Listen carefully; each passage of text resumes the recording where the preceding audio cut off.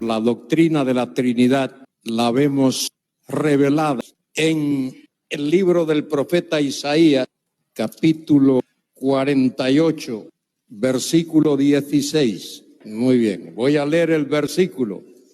Acercaos a mí, oíd esto.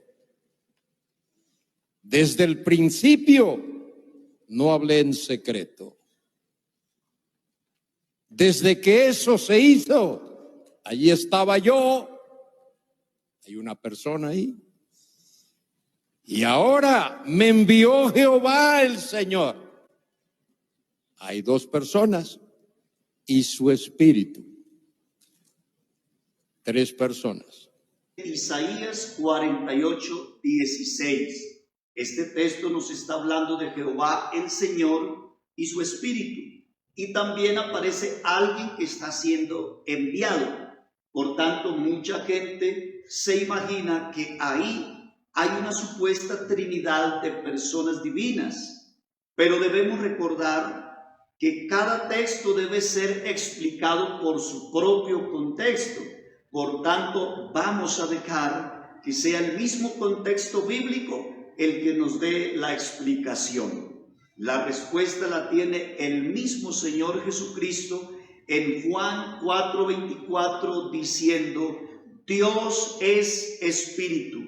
Y esto lo confirma el apóstol Pablo en 2 de Corintios 3:17 diciendo: porque el Señor es el espíritu. Con esto queda claramente demostrado por la misma Biblia que Jehová el Señor y su espíritu no son dos personas divinas y distintas la una de la otra, sino que es un solo Dios que en esencia es espíritu y es santo. Ahora vamos a que el contexto bíblico nos demuestre quién es aquel personaje que está siendo enviado. Fíjese usted que desde el capítulo 47 la Biblia nos viene hablando de un juicio de Dios sobre Babilonia. ¿Por qué sobre Babilonia? Porque Babilonia tenía su yugo opresor sobre los judíos que estaban cautivos en aquel lugar, y el yugo opresor no los dejaba salir libres para ir a reconstruir el templo y los muros de la ciudad de Jerusalén. Ahí en el mismo capítulo 48, desde el verso 14, nos viene hablando de uno a quien Jehová amó para que vaya a ejecutar su voluntad en Babilonia. En el verso 15 nos dice que a ese personaje Jehová le habló, lo llamó y lo trajo. ¿Quién era ese personaje que estaba siendo amado por Dios, llamado por Dios para ser enviado a Babilonia a ejecutar su voluntad?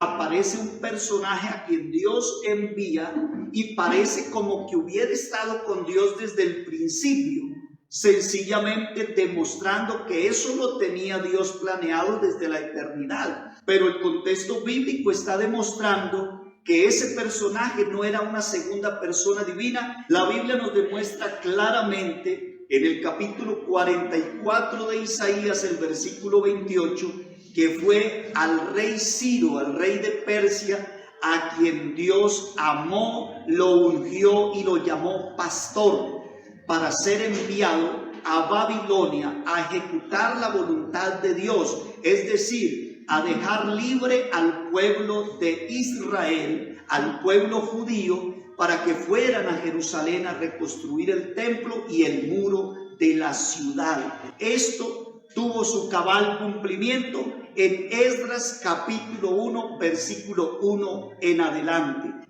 Así que el enviado que aparece en Isaías 48, 16 no es otra persona divina, era el rey Ciro, querido hermano y amigo. No te confundas, la Biblia habla de un solo Dios que es espíritu y que para salvarnos se manifestó en carne. A esa manifestación de carne es que la Biblia le llama Hijo de Dios, Mesías, enviado, Cordero, pero también explica que en Él habita corporalmente toda la plenitud de la deidad y en Él estamos completos. Que Dios te bendiga mucho.